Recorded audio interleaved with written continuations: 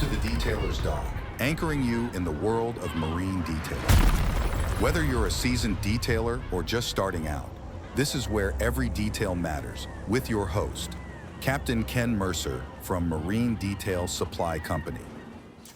All right, we're back with the newest episode of the Detailer's Dock, and I actually have Keith Duplessie. Did I say it right? Duplessie. Duplessie. It's been said a lot of ways. Okay, so I'm sure that it's been said many ways, and I'm not the only one that mispronounces it. But he's here with actually P&S, and for those of you out there that may not know, here underneath the Marine Detail Supply umbrella, we actually carry P&S products too. And Keith, you guys have been, or at least P&S in general has done really well for us, just because the boat detailer, what we're finding, also a lot of times do cars, right? Oh yeah. And we chose to bring you guys in because I can honestly say your entire lineup is extremely consistent and definitely is highly respectable, at least in my eyes, by the professional detailer, right? Well, we're a 63-year-old company. And we started out. That's older than you. A little bit, a couple of days. Yeah, I mean, so we started out as a company that was really in the commercial industrial space. That's what we did for probably 48 to 50 years solely. So we were the jobbers. We were knocking on the doors of the body shops and the detail shops of the dealerships and the wholesale detail shops. We really didn't get into the retail kind of consumer level focus until about 2015. So we're going on. So that's still kind of now. Okay. Yeah. So that's still kind of new on that side of it, right? Where's home base for Home P&S? base for us is Hayward, California. Hayward, California. Yeah. Okay. So we started there in the Bay Area, literally in San Francisco. That's where the company was started. We moved across the Bay in 89, 90, that time frame. So we've been in Hayward since then. When we started out, we had somebody else blend our stuff originally, and then we private labeled it and did all that stuff for a number of years. When Dave, who is Bob and Dave Phillips are the owners, we're the owners. Dave is our chemist. He's the older of the two brothers. And Dave has a degree in chemistry from UC Davis. And nice. So when he kind of got to mid-80s and was finished with his degree, he and Bob went to their dad and said, hey, I think we can remake the company a little bit, and we'd like to make our own stuff and do it all in-house. And that's when we moved to Hayward to build a production facility. How big is that facility?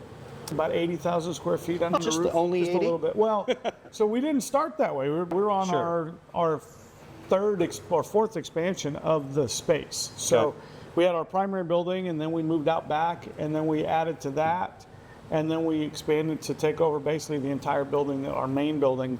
And when we did that, we brought our Hayward distributor into P&S to be the factory store, retail store.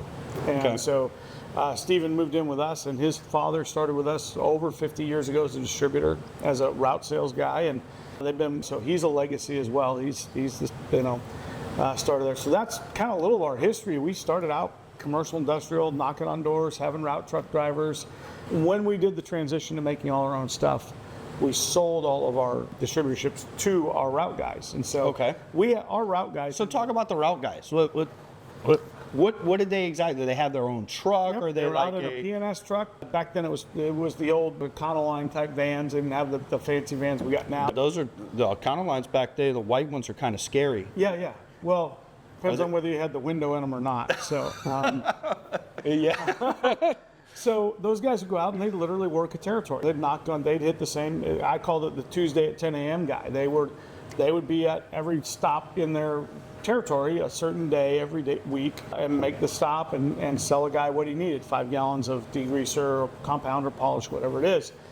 And so when we kind of went into the production side of things, we sold those routes to them as territories, as distribution partners. Okay. And so much like you are now, you're our distributor in the Fort Myers territory. This is your space. Yep. You sell and service the market. And so they took those over. So many of our partners in California, Monterey will be there next in a little over a week. Our Monterey partner. Monterey is in Europe. In California. Monterey. Couple weeks week. Coming up. Ooh, some fancy cars fancy there. Cars. So Mike Mann has been with us for 50 plus years. He's a partner. Our north of San Francisco Bay, Golden Gate North partners, a lot of our our California partners are originally were route truck and route guys who now own their territories and are in their own right fantastic. Are they still have routes like that, or do they shift to more like a brick and mortar style? Or most of them have a brick and mortar location with retail sales and wholesale sales out of the building. Okay. But they still have guys on the nice, road, still beating the streets, knocking on doors. Yeah, most of them have at least 1 to 2 route guys, if not more. Wow. Some of the larger ones have 2 or 3, upwards of 4, and they've expanded. Some of them started carrying paint and body material. Others went into the car wash supply side of it and did both detail and car wash supply. So a lot of those guys are very successful in their own right. They started out in-house as fans, so they really are our family. And I think that's what's helped us as we went into 2015 with the double black line, the Rennie Doyle double black line. Yeah. I was looking in 2014 to really do a retail product line that we could sell to the consumer, what we call the prosumer, which is the guy who's an enthusiast about doing his own car. And we needed to have a brand that had the look and feel of a retail product line, but still carried the weight and capability of the professional products. Yeah. So if you look at our products in double black, Brake Buster, Express Interior, Terminator, Bead Maker, all of those products, well, Bead Maker's a little different. That's its own success story. Those other products, and we're going to get to today. Yes, those were traditionally products in our professional series line. We had been selling those for many, many years. Yeah. So those were actually underneath something or labeled differently before the double black series. Back then, it was just all P&S, right? Okay. We didn't really have this double black line versus what we now call the Pro Series line. Okay. So those products were just part of the P&S offering. And so as we developed out the double black line, the goal with double black was one product in each market space in that line. So one all-purpose interior cleaner, that's Express, one spot and stain remover for fabric, one carpet and upholstery shampoo, one compound, one polish, kind of a focus so that it's very clear, right? Customer calls us up, call me up. Yep. Keith, I want to sell your stuff. What do I buy? Well, when we got 9 polishes and we got 8 all-purpose cleaners, it's really confusing for the customer. Agreed. And so the goal with double black was to pare it down to a clean, concise, here's where you start. This is going to get you 90% of your problems solved. And then when you come to us and say, what else have you got? I'm trying to solve this particular issue. We go into the Pro Series line and we have a full arsenal there to support you and the detailer as well. So that was the goal with double black. The one exception, like paint gloss, we've been selling for eons, and it's one of the best-selling quick detailers in the industry. Great product. But Bead Maker was special. Dave didn't know, I don't think none of us knew what we really had in that bottle when he created it. Right. And it was totally different. It's an SiO2 spray sealant. People don't know that because it doesn't say it anywhere on the bottle. But it's really the original SiO2 spray sealant. Right. So that's what I was told is like, that was like the first of its kind for how sealants are now, right? Like, oh yeah, SiO2 is like everywhere. It's the buzzword, right? It is. They all have ceramic in them, and that one has a low percentage because any spray product is going to be a lower percentage than say a serum type product like a traditional coating. But yeah, we didn't really know what that product was going to do, and we looked at it as, well, this is just another mist and wipe quick detailer. We don't really need this. But it really is that gap between the traditional cream paint sealant and a mist and wipe. It's a sprayable paint sealant. And so we marketed it and built it that way. And what we learned was let it set up for a couple hours. And the cure on it does get the paint to pop and give it some slickness. And its water solubility means it's great for a wash clay seal in a wet environment. So it's really a versatile product. But we had no idea what that product was going to do when it rolled out in 2015 into the market. Well, I can tell you from personal experience, like the first time that I've ever used Bead Maker, I understand why you guys called it that, because it was funny. I used it on my wife's car just to test it out, because here at Marine Details, we test everything. We don't bring anything in here. Classic detailer, right? For sure. Like, test but verify. Yeah, right? I mean, we have a lot of companies that approach us and want us to carry their products, and we encourage that, right? But we only make sure that we bring in the best.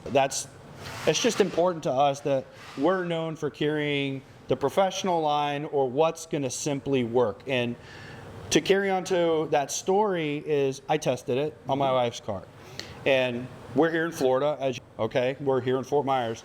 It rains a lot. A little bit. A little bit. And we literally are walking out of Publix after it rained, and I see why it's called Bead Maker. It was so neat to look at it, like how consistent the beads were too. Oh yeah. It was almost like it was a printed on camouflage or a printed on wrap on how consistent the beads were. Right. You see those bottles, right? Yeah. A wrap on a car Yeah. where it's got the uniform. Yeah. But it really does. It does, It's for such sure. a neat product. And, we didn't know, and Bob has said this many times, and I echo the sentiment. You work your entire career to find that one kind of, if you will, the magic bean, right? That one special product Yeah. that you can basically take for a ride and let it take you where it will. And Bead Maker really has been that product for PNS. I mean, it changed everything about the company. And I don't mean culture. Culture was always there, strong culture with Bob and Dave, but Well, it more changed. people knew who you were and knew what you guys did after that.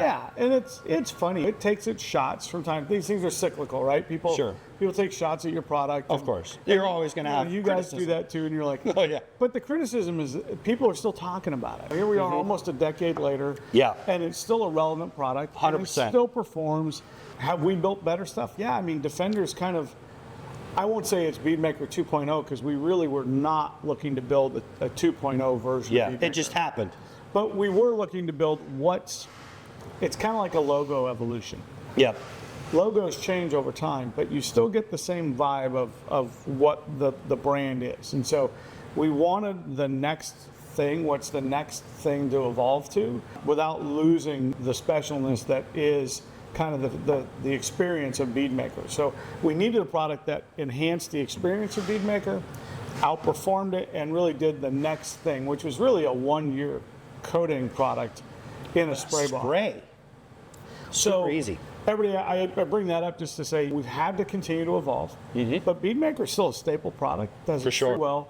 And for the Joe consumer who wants to wash his car and put something on it after every wash, that's your win. No doubt. Defender's twice a year. Bead Maker's every wash. So it has evolved a little bit into its own market space, its own place, but it still goes strong, and it's taken us for a ride. It's like a tiger by the tail kind of thing. Yeah, so like speaking on Bead Maker too, I mean, I don't know if PNS recommends this type of application, but I even have some of our professionals that walk into the building for a quicker application. They'll mix a little bit of it into a foam cannon and spray it across the car. So I don't know if you recommend that or full not. disclosure, there's video out there somewhere of myself, and I think Kyle Clark's done the same thing. We take the quart bottle and we screw it onto one of the better known brand foam cannons. That you can actually Just use. a straight bottle of, just a straight quart bottle of Bead Maker. Yeah. We screw it on the bottom of that and we foam it right onto a car. If you got a big truck, I've never done it, but I've heard it works. If you've got your box trucks out there, Yeah. or you've got a boat and you want to put it on, you spray that stuff on and you get the leaf blower out, or now the ego blower. Hey, Flex and team, you guys have changed the industry when it comes to That ego blower is no joke, by the way, too. So Bead Maker, foam cannon that stuff on, and then leaf blower it off with the ego blower. There's no better combo. And so if you're a guy doing a motorcycle wash, Yeah. you got all those little intricate spaces, Yeah. foam cannon that thing with Bead Maker, hit it with the blower, you've hit the whole vehicle with Bead Maker. It's cheat code, man. So yes, we have done it. We played with it. It's not a well-known recommendation because, look, you're using a lot more product. And Yeah, agreed. hey, we sell soap, right? Yeah. We sell products, and that's Yep. okay. Yeah.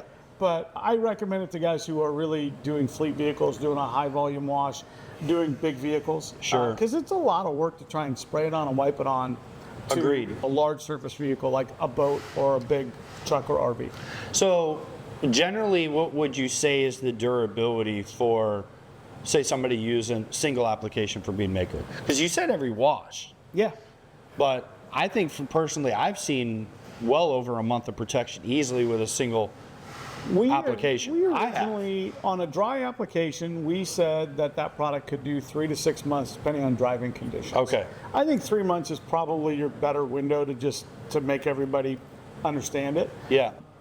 We do a new process. We're going to do it tomorrow in our class. So if you're in the area, come on by. Yep. We do a wash, clay, and seal process. So we do a rinseless wash. And then while the vehicle's still wet from the rinseless wash, we will spray the vehicle down with bead maker, and we will take a clay towel, which we have our reset clay towel and our reset clay scrubbers, and we will clay the car while it's wet with bead maker. Oh, really? And Okay. then when So we're that'll done- give it enough lubrication. And then we'll take a towel like the liquidator towel and we will dry the car. And we're done. So if you're doing a maintenance wash on a coated vehicle, Yeah. this is an ideal maintenance process. Okay. Right? You wash the car, you're claying it with really, and those clay towels, the clay scrubbers, are really mild clay. I mean, when we talk about the scale of aggressiveness in clay, that's probably as least aggressive as you can get. So you're doing a light decontamination, and by using the clay, you're actually exfoliating the paint and getting a better bond with the bead maker. And because it is a water-soluble product, it works great in that environment.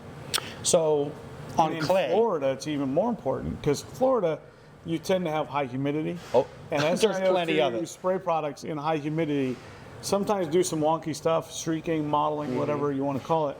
Doing it in a wet application, you eliminate all potential for that. And so it just really, and the other thing it does is you don't have to wash the car, clay the car, dry the car, apply your product. So educate me a little bit on clay, right? Because for years it used to be more of like a clay bar. So where would you use a clay bar over synthetic clay? Because synthetic clay is pretty popular now with clay mitts and rags and such like that. Like, from your experience, where would you use one over the other?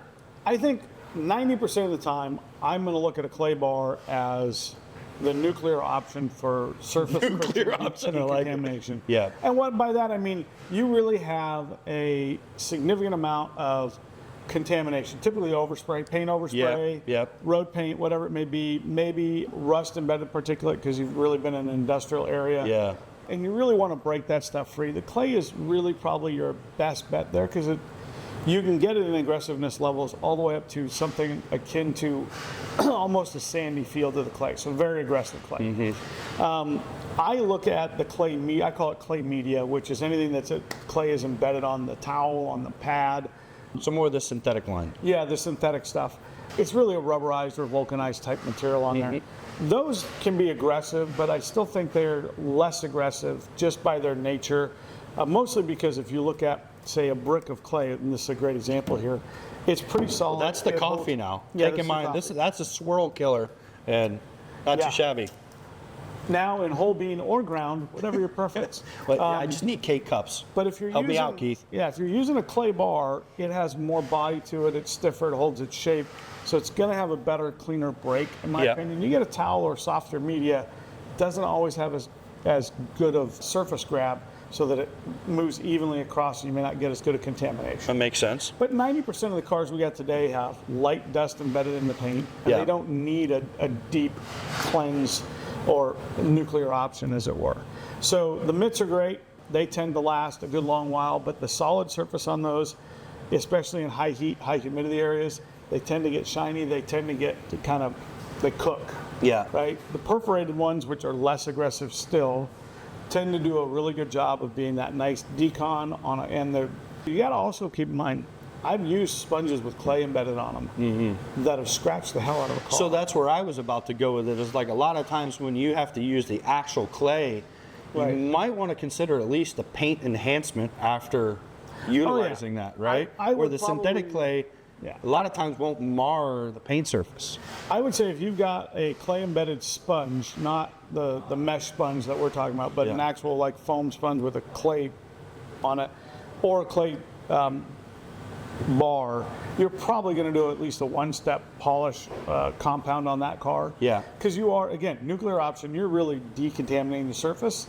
And part of that is potentially marring the surface. Right. Now, there's chemically we can decon stuff. Yeah. But you Like have to Iron look- Buster or something like that, you can right? use Iron Buster, or we love Crystal Wash. I'm a big Crystal Wash fan.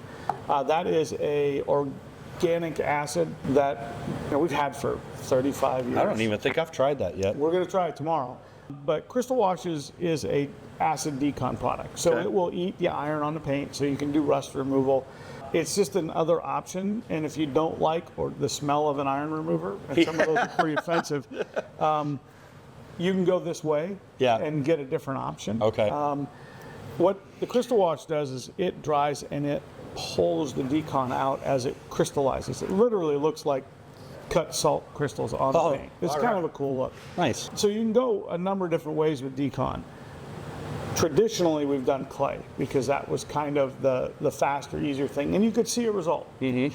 Crystal Wash was an acid wash, and we all did acid washes at one point or another. You don't see as much tangible result out of that, so it's a little harder to tell if you're getting it. Then you get into the iron removers, hey, they turn purple.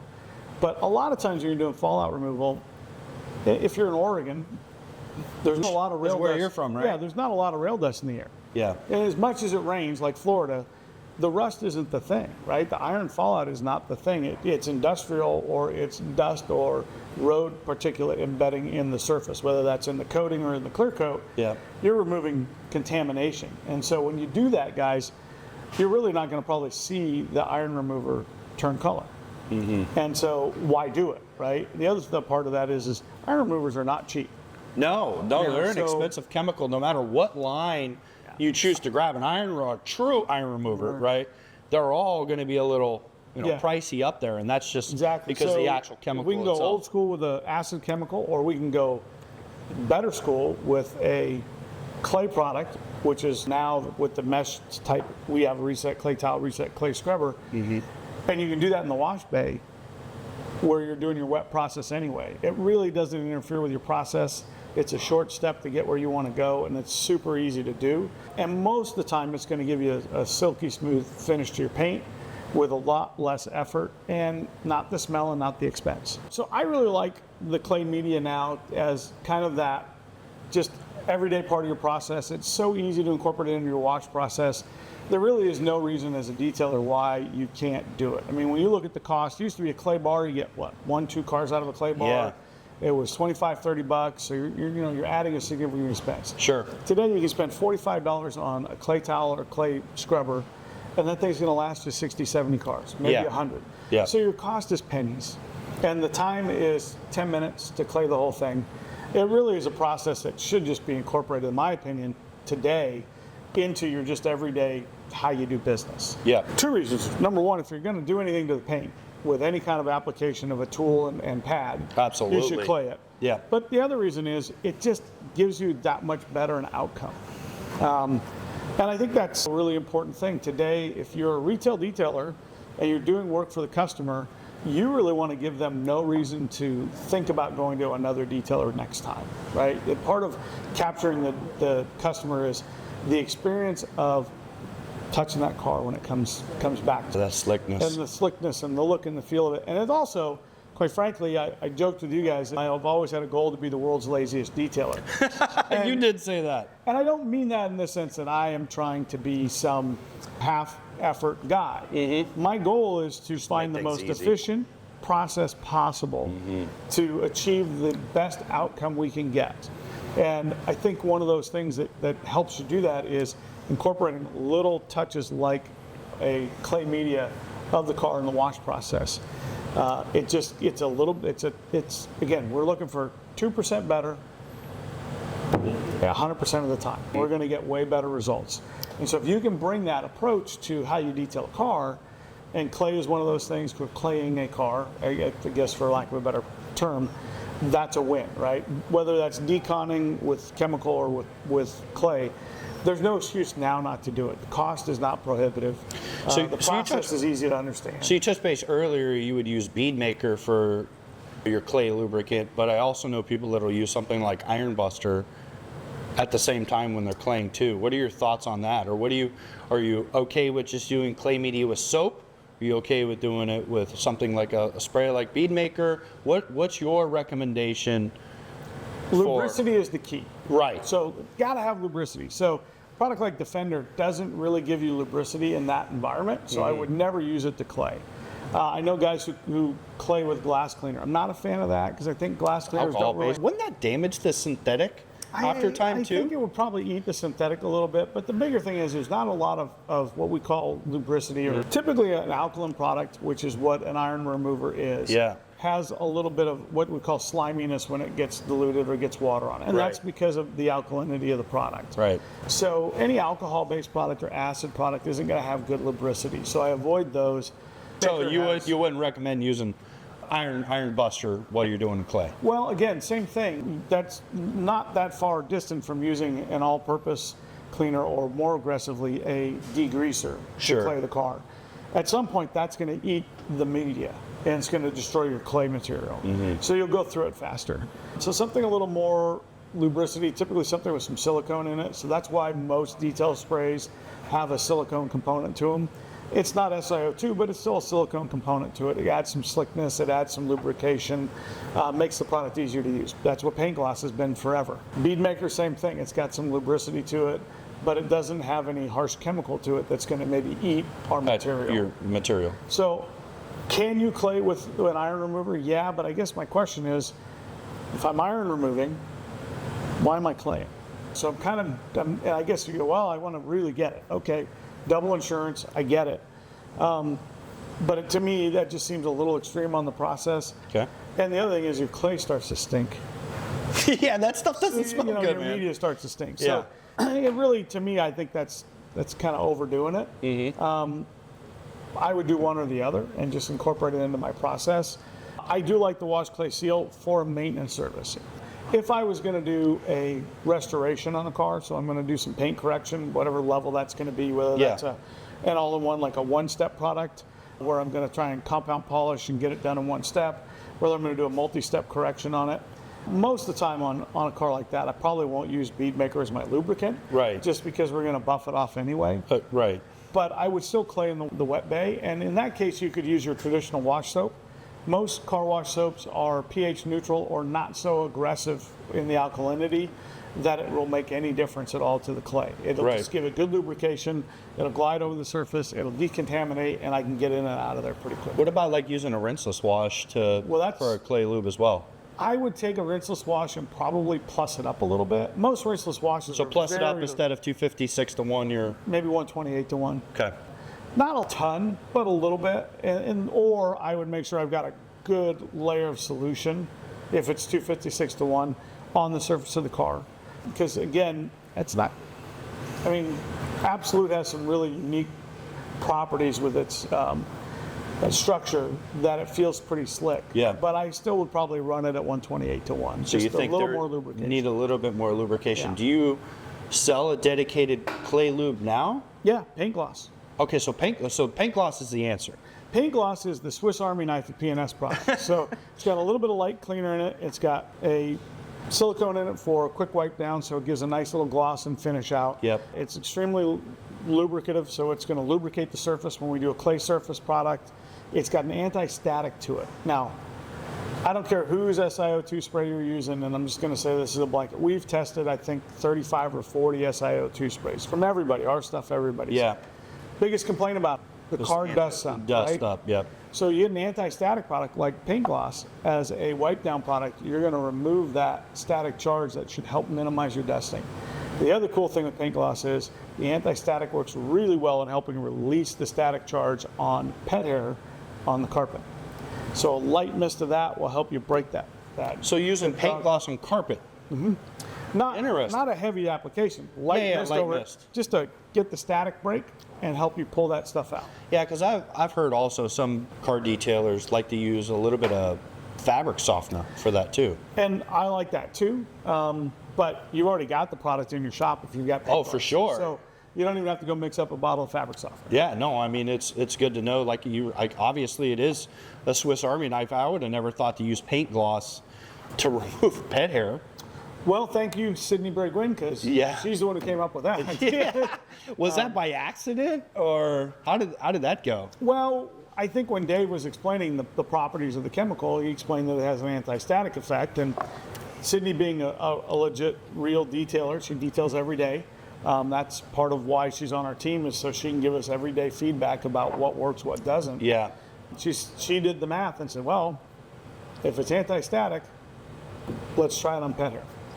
So yeah, she experimented with that a couple of years ago. It's been really successful for her and for us, and it does a great job. So yeah, I like using like paint gloss for like quick wipe downs of like door jambs and such like that too, is where I use it the most. Yep. Generally like a quick touch up area. It's definitely a good product to have in your arsenal for sure. And before we really start digging into a little bit more on products, I have to ask you about the story I already know about the Trash Panda. Okay. Well, what do you call him? Fat Joe? Fat Joe the Trash Panda. Fat Joe the Trash Panda, which when we spoke, because we were doing an event together up in New York, and you told me the story about it, I really think you need to share it, because I don't think everybody knows the story, right? Obviously, people that have followed PNS have seen the raccoon, lack for a better term, right? Yep, no, he's a raccoon, yeah. Yeah, he's a raccoon. Tell me the story of how Fat Joe happened, because I think it's a good one. Yeah, so Fat Joe probably is, in my life, and I've spent a little bit of time in the woods with the government and a few other things, and I have seen some critters come out of a dumpster for sure. Probably the fattest raccoon I have ever seen. This guy must have weighed 30 pounds. He was no kidding. He was a 30 pounds. So he was eating well. Oh, he was a butterball turkey. Yeah, he was a big guy. So for those that don't know, PNS was recently acquired in January. It became official, but it was about a year process for us to be acquired by Appearance Technology Group. Yeah, ATG. ATG.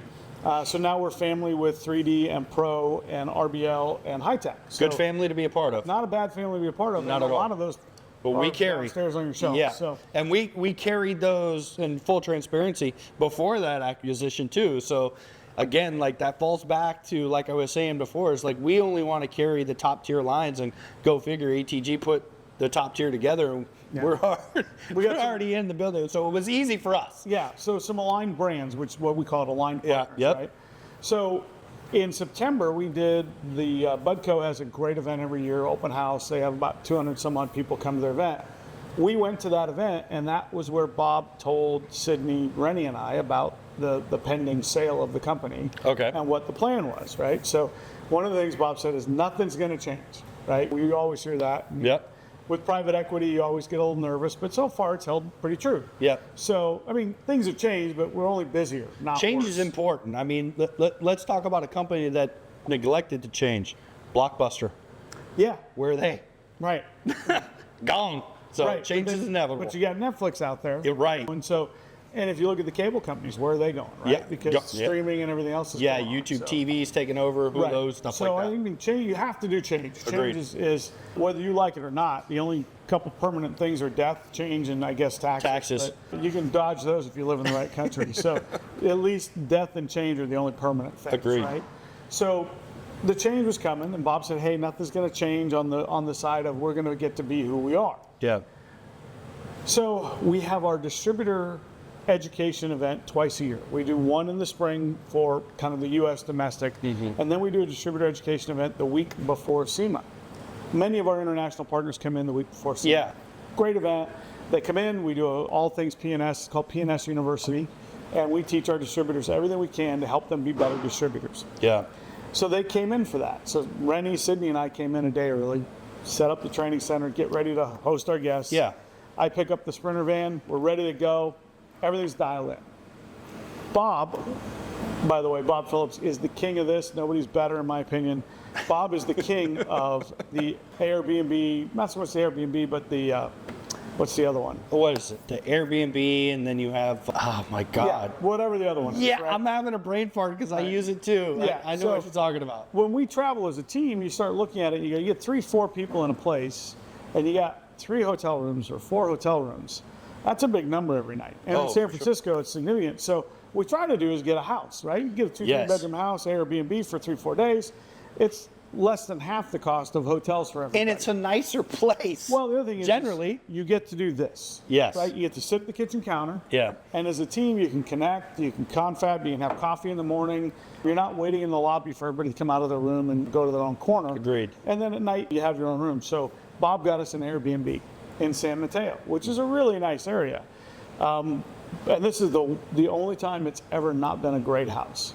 And it was in a neighborhood that was very residential. And it was trash night. Hence the trash can. So the trash night, can's the out. trash can is out on the curb. And everybody's got 2 cars in the driveway and a car in the street. I mean, it looked like they were having a block party. I don't know what's going on. But so we're driving down the street and we're GPSing to this house. Sure. But we cannot find it. And the neighborhood isn't up to the normal standard of where we normally go. And so Rennie and Sydney are like, oh, this is kind of a sketch neighborhood. Rennie's like, dude, this is really a sketch neighborhood. I don't think we should stay here. Right. Well, let's find the house. And you were saying it was like dark too. Oh, it was right? dark. There were no street lights, nothing. So it was like pitch no black. porch light on, nothing, right? So we're looking for an address on the house. California guys, back me up on this. The address isn't on the house. It's on the curb, It's right? on the curb. Oh, boy. Behind the trash cans at this point. We didn't know, right? I live in Oregon, man. Everything's on the wall. Yeah. So we're looking and looking and looking, and all of a sudden, Sydney screams out, holy cow, did you see that big old raccoon? That's the biggest raccoon I've ever seen. What raccoon? So I kind of slam on the brakes. I'm looking out the window like, dude, that guy's kind of fat. And we're like, and we're just about where the house is, but we're not sure we're there. Right? Yeah. So we're thinking, oh, okay. Yeah, because sometimes those GPS things are off just a touch, right? Just a house, right? And so you're kind of couldn't figure out this house, that house, this house, but we're Right. like, the trash pan is out front of the house. We think it is. So I go down the end of the block, turn around. So now he's on my side of the van. Yeah. I got Sydney in the passenger seat. Rennie's in the back seat of the Sprinter. And we pull up, and we're like, dude, is this the house or is that the house? And I'm like, well, let me get out and I'll go look for the address. I had the code to punch in to get in the house. Right. I hop out, and now the trash panda is in the front yard on the corner, and I'm walking down the sidewalk past the trash panda to go up the front steps to go to the house we're at. Right. And I'm looking at him, and he's looking at me, and I'm like, we good? I see you, right? So we're doing our thing. And I'm walking up there, and Sydney and Rennie are having a whole side conversation in the van. I had no clue about it. It's like, somehow, I guess it came out. Love to get them on to hear that sidebar. So Rennie's like, look, if that thing attacks him, you jump in the driver's seat, I'll call 911, we'll take off. I'm like, you're gonna leave me. So this guy's like, he sits on his haunches, he's like, you wanna go? I'm like, almost So like a cartoon. he's bowing up at you. Oh yeah, I'm in his neighborhood, man. This is his trash pile. So I tried the keypad on the garage door. I go up the front porch, nothing's there. Right. I finally come out and I look at the front parking strip and I see, oh, I'm at the wrong house. So I got to walk past the trash panda again to go to the next house over. And we can't, anyway, long story short, we can't get in the house because I can't find the keypad to get in. Mm-hmm. We canceled the Airbnb because at this point, Rennie's freaking out and Sydney's like, this is kind of... You're unsure, you're not comfortable? That makes sense. Yeah, we haven't had a big animal that might knock down your door in the middle of the night where you're sleeping. So we come back the next day and I'm like, dude, that was a fat Joe. That guy was a fat trash panda. So we're telling the story to Bob and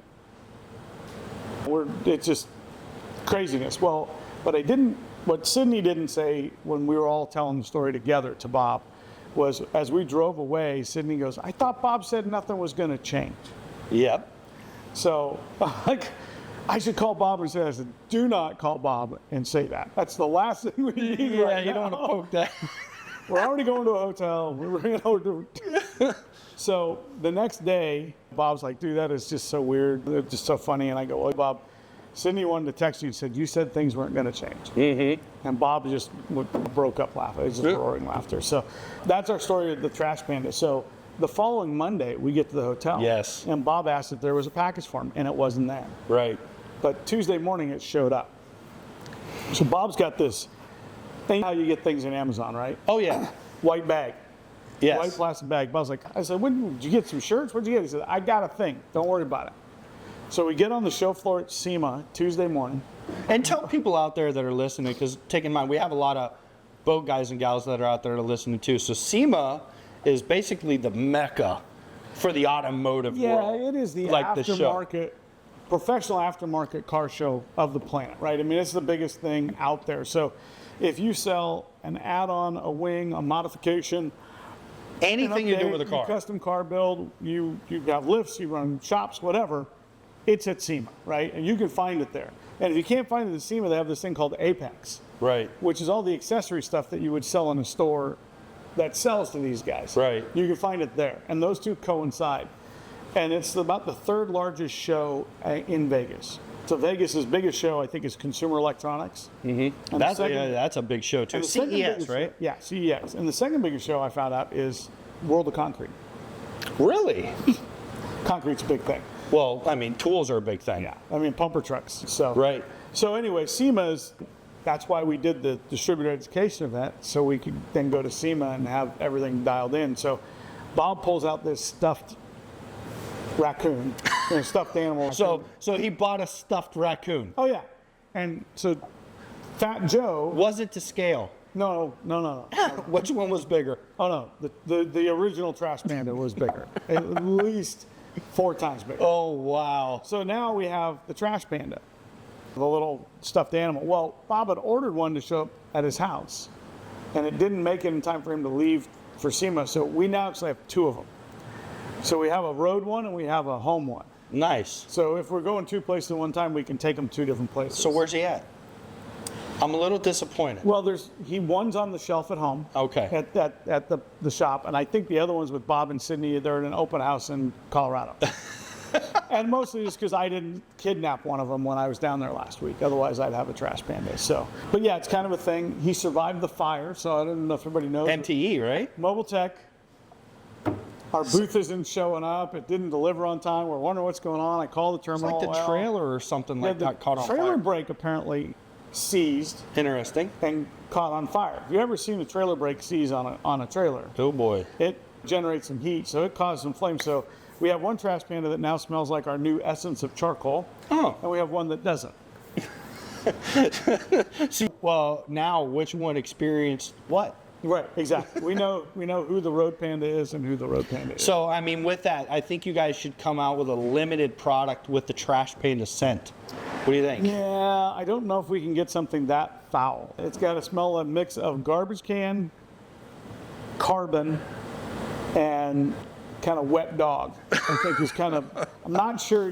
Dave is really good with the fragrances. And one of the things. Dave, we need you to get working on it. Limited run. Right. Trash can, wet dog, carbon. So we got that. That's the blend.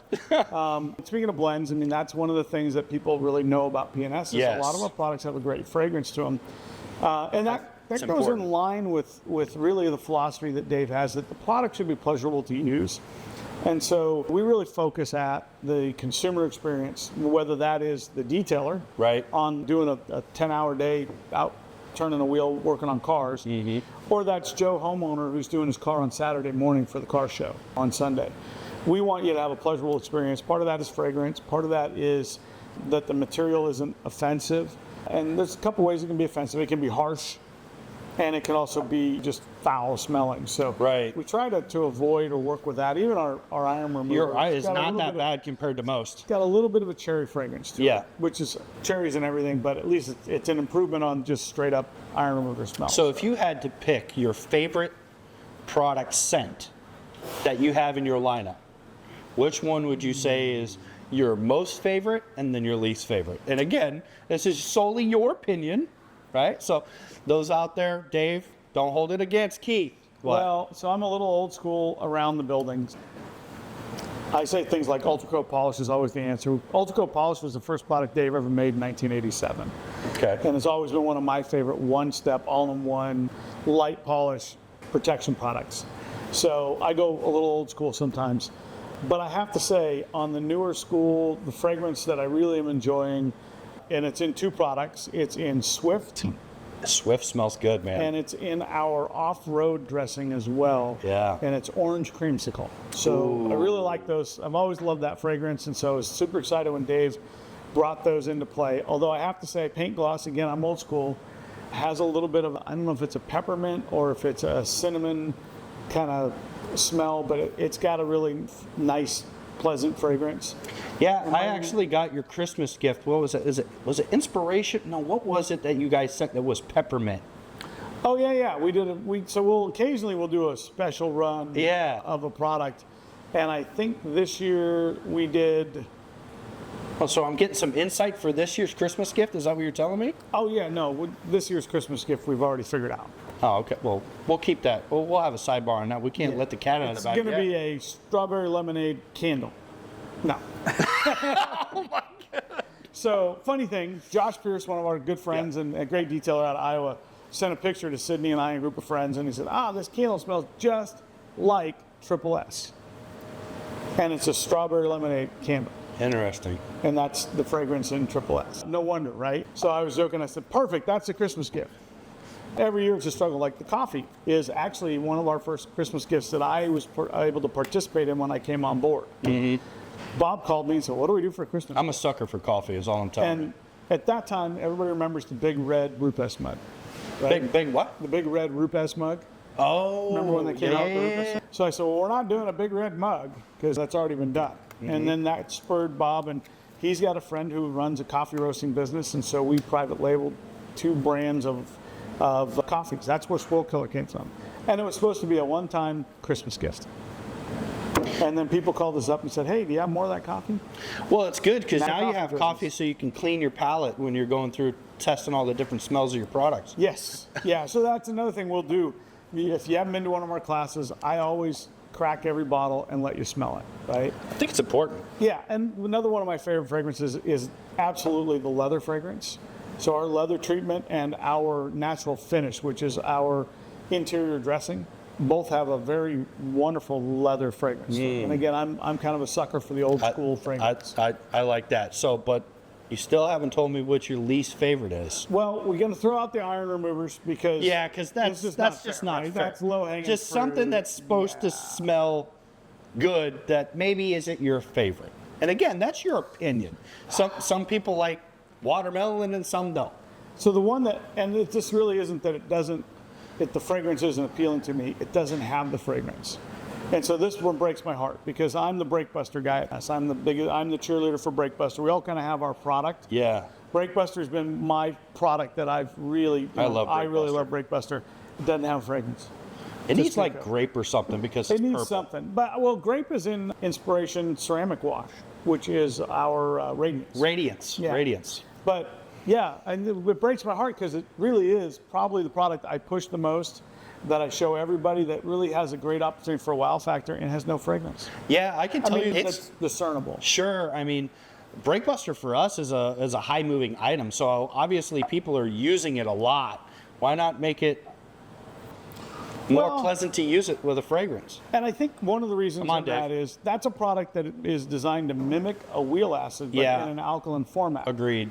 People say, can you make it concentrate? And Dave really can't because the solids would start to fall out of it, and there would be solids in and so it's so packed with material, with components.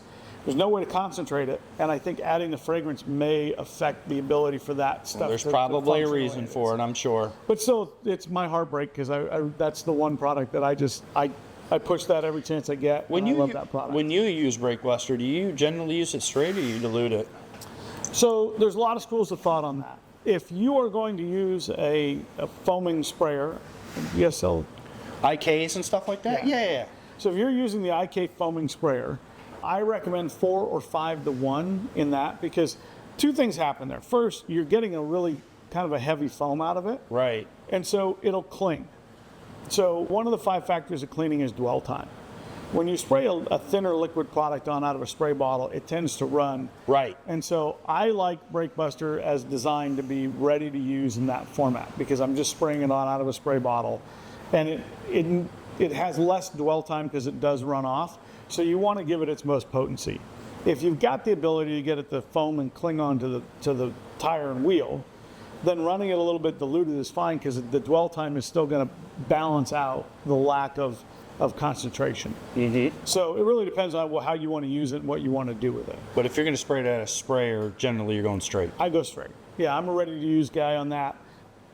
Express Interior is a ready-to-use product, but I still cut it 1 to 1. Do you? Oh. Yeah, and just I've always 'cause used it straight. It's a little frothy, and so if you've got a really dirty car, ready to use is great. But most cars, if you're maintaining them regularly, your car, my car, we probably are clean enough on the interior that a 1 to 1 mix is more than adequate to clean with. I've been a big advocate in the industry. RTFM, read the free manual. Free manual is the instructions the on the instructions bottle. It on tells the you what back. to do, right? Because I think you get 4 best results, right? And that's what we're always after. The other thing is, guys say, yeah, but I save a lot of money diluting the product. And I go, well, do you?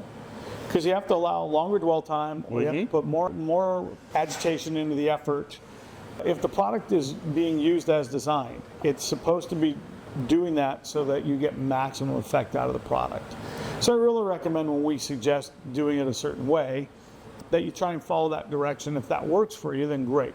If it's more than you need, and you can cut it, more power to you. But I try to stick with what a product's designed to use. It's the same thing with mixing products. I think the only product we've ever endorsed the mixing of is Clean Maker. Yeah. Which is 1 part Dream Maker to 10 parts Bead Maker. Right. And that has turned into a happy accident. But I try to leave chemistry to the chemists because they're really good at what they do. And we should probably listen to what they've designed the product to do. Yeah. We have some happy accidents all the time. I mean, hey, who knew that we'd use paint gloss for pet hair removal? Yeah, you talked about that earlier. But I tend to try to stick in the lane that a product's designed for. First of all, it really ensures, for the most part, that you're not going to have a problem with damaging something you shouldn't damage. And the second thing is you're going to get the result you expected. And this goes back to one of my sayings that I use in training all the time is, does everybody know what the definition of insanity is? Just doing the same thing over and over, expecting different results. Right, so what's the definition of sanity? Well, I'm going to let you tell me that one. Doing the same thing over and over and getting the result you expected. I like it. So sometimes knowing what your process is, having it clearly defined and knowing that it's going to work every time is the win. Part of being an efficient detailer is understanding why stuff works, using it the way it should be used, and getting the result you expected. Because there's nothing worse than 3 guys standing around going, well, didn't see that coming. It's usually not a good sign. And if you want any evidence of that, look at the top gear guys. They stand around all the time going, oh, I didn't expect that to happen. I'm like, yeah. So you really want to get an expected result every time you use a product. And to my mind, that's using it kind of as designed. Abrogating what a product is designed for isn't always your best way to go. Gotcha. You guys see it in the marine side. Oh, yeah. Gel coats especially. I mean, you start using wonky stuff on there, colored product on a white hull. Well, that's and all of a bad sudden news. You got staining, you've got, because the porosity of that surface is just totally different. And that's where listening to the manufacturer, using the product the way they suggest that it be used for what it's designed to be used for. Usually, at a minimum, it keeps you out of prison, out of the I made a mistake and now I got to pay for it prison. Yeah, that's never a good place to be. You may not get optimal results. It may not be the answer to the problem you've got in front of you, but it's not going to walk you into a problem. And sometimes it's about mitigating your losses as much as it is about getting the successes. Gotcha. So how many products, now I know you guys carry a lot of different SKUs, but I'm talking actual PNS products, chemicals. You can include your coatings, you can include your correction compounds. How many SKUs do you have that way, roughly? You don't have to be exact. I say we're probably about between 150 and 200 chemical products.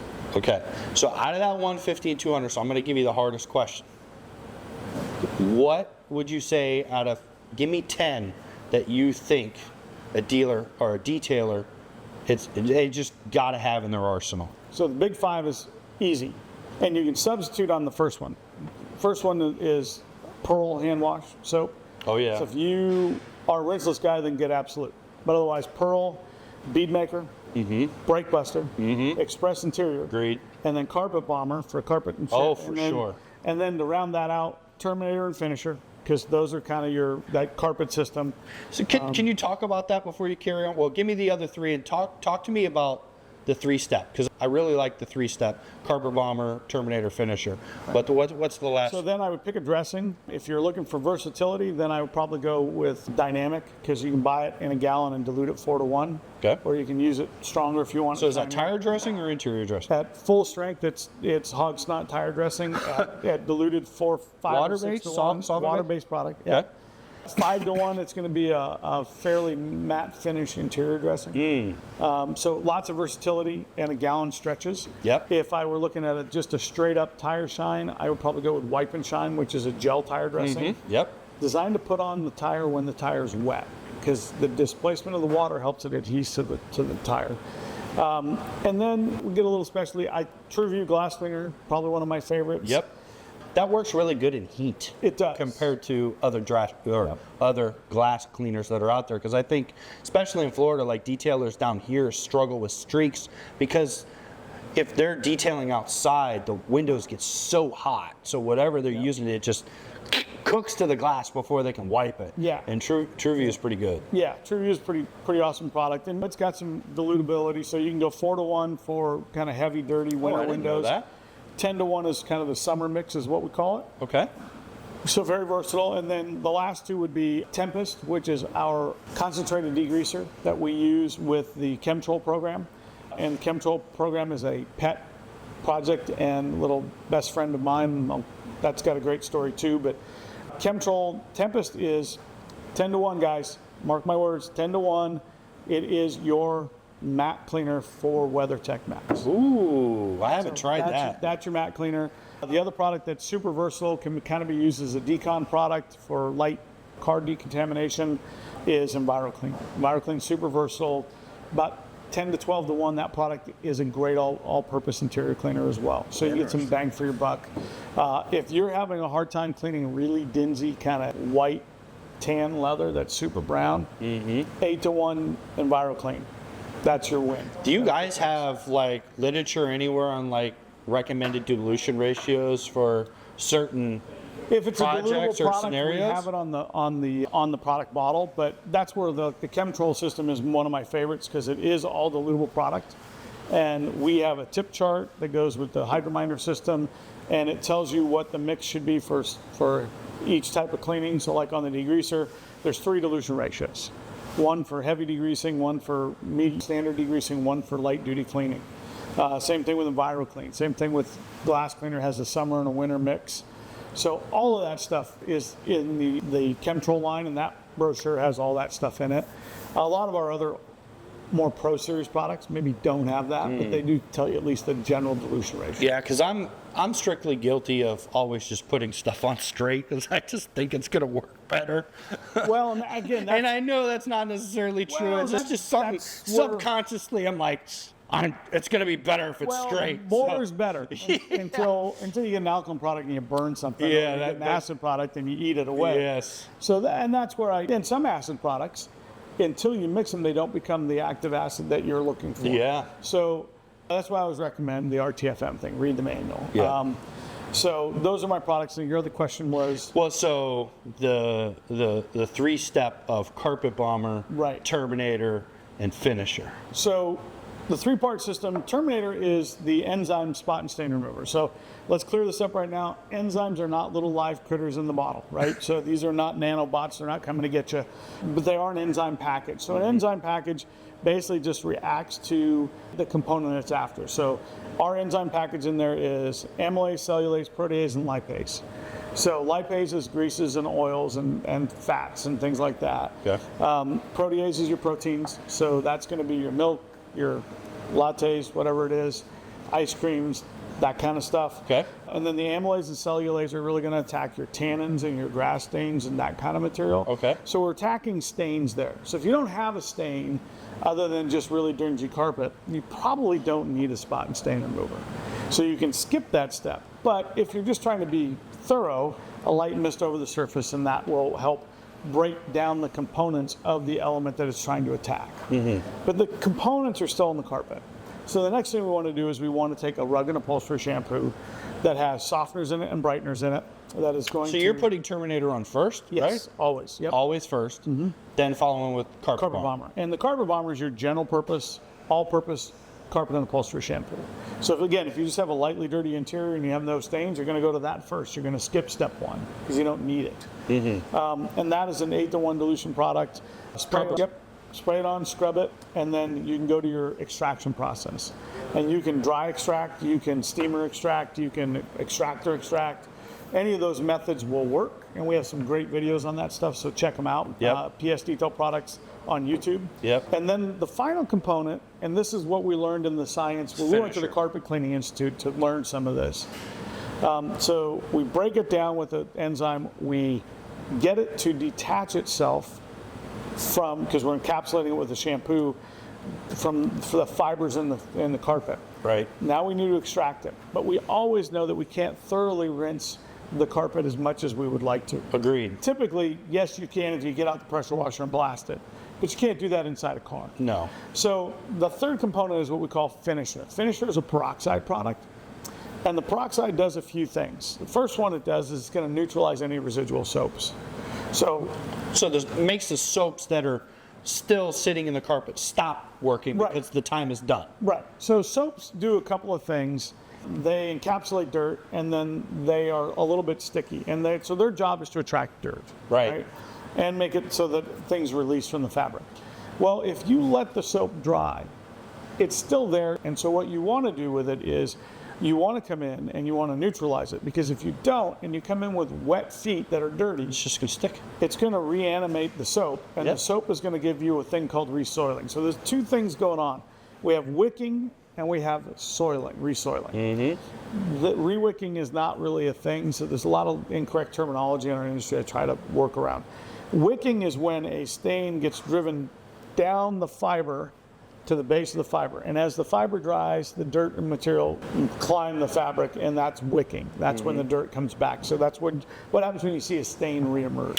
Well, doesn't it also, like, for instance, because you didn't neutralize the soap, and if somebody walking or sitting back in and out of the car, it's Right. going The to soap- clean the dirt that they're bringing in more too, correct? Right. So that's So essentially it's going to get dirtier faster. Right. That's the other thing that happens. So wicking is when the stain comes back up. So what we try to do with the system is, if we can do a dry clean method where we're attacking the surface and not getting deep into the fabric, we're not driving the stain down. So we're doing more dry type cleaning. Oversaturating the carpet can lead to the wicking issue, where the stain gets driven down, then dries, comes back up. But soiling, resoiling is where the soap is still in the fabric, and it's attracting dirt, especially damp dirt, mud, whatever, wet shoes, and we have a little bit of that in Florida and Oregon. Just a touch. And that's where then the soap is reanimating, grabbing the dirt, holding it in the carpet. And now all of a sudden our carpets get dirty way faster and way dirtier than they ever were. Right. So we want to neutralize that soap. That's what part of the finisher does. The other thing the peroxide does is it acts as a brightener. And so it also has the ability to kill some germs. Now, we can't say it sterilizes, because there's a whole EPA and FDA thing that comes with. And when you with mean by sterilizers. brightener, it's not going to, like, turn their carpets different colors. No, but it is gonna help the carpet be finished brighter, so more vibrant. Yeah. Look cleaner, Yep. basically. And it's also going to act as an odor neutralization product. So sometimes we have, and this is part of the carpet and fabric cleaning science, you need to remove the contaminant first. So whatever that is, spilled milk, whatever, remove as much as you can, remove the stain, clean the surface, dry the surface, and then address any residual odor. Well, if we can, as part of the cleaning, the wet cleaning process, address residual odor with a peroxide, then we maybe have saved ourselves the step of then going to a product like an odor dock or an ozone machine to have to remove or odor eliminate, because odors emanate out of fabrics. Yeah. No, I know that three-step process is tried and true and pretty popular throughout the industry. And the beauty for those of you out there listening, watching, like, I mean, Keith has shared some great information about PNS, and I can tell you, like, their products are definitely top tier, like I talked about at the beginning, consistent across the board, so you can know that whatever that bottle says on it is going to deliver exactly what it says on it. And if you're interested in getting any of those products, you can find them at any one of our marine detail supply locations throughout the U.S., or you can order online on our website or any of the marine detail supply websites that are near you, so you can get your products faster. Keith, again, I really appreciate you coming by here to the headquarters, sitting down, talking to me. I got to learn a little bit more myself, and I always love the story of the trash panda. So hopefully someday we can have you guys come back. Let's do this again. I really appreciate you coming by. Well, I think maybe at Mobile Tech Week, we may plan an event either before or after. I would love to do that. We've got some new cool stuff coming all the time. So that's one of I the like things new we do at stuff. PNS. We're going to play with Rehab, which is our latest product release. Yes. And I haven't got to mess with that yet. that is a great one-step product. So that is a compound polish capable product. You can Oh, do. wait, never mind. We tested that in New York, right? Yes, Well, sir. we're going to do it here in the class tomorrow. I like it. Again, part of my joke about being the world's laziest detailer, if I can get there in one step Yes. more efficiently, Yes. then what I'm doing is I'm helping you make more money, and that's my Agreed. goal is to always do that, is help everybody be more successful. As I say, I'm the business development director, but I don't sell anything. My job is to help make our customers more successful. I like And it. if you're successful, we'll be successful. I know that's your philosophy. That's Oh, why for I was sure. excited when you called me Yeah. about a year and a half ago and said, we got to do this. I'm like, let's do it. Yeah. And that's who we look for in partners. That's Yep. what we're after is Yep. we want to make our customers more successful Yep. at every level. So buy from him every chance you get. Please. And if he doesn't have it, he can get it. That's one of the beauties too. Oh, real quick too. Right. Yes, actually we pretty much, we just added new excitement that nobody cares about except for us guys in the back room. Yep. We added a 2,000 gallon per hour fill line. Jesus. Last week. Wow. So we're cranking a little bit of product. I like it. Yeah, so production is, and this is one of the benefits of the ATG joining the group is Yep. we have resources to really plump up our production and continue to make those great products that you guys love and that we all know. And occasionally Dave comes up with something special that we have. Yeah, he's came up with a lot of special ones. So Yeah, he's the secret weapon. We call Dave our secret weapon. I like it. Well, again, Keith, I appreciate you joining us, and look forward to the next conversation. Great to be here. Thanks for Likewise. having me.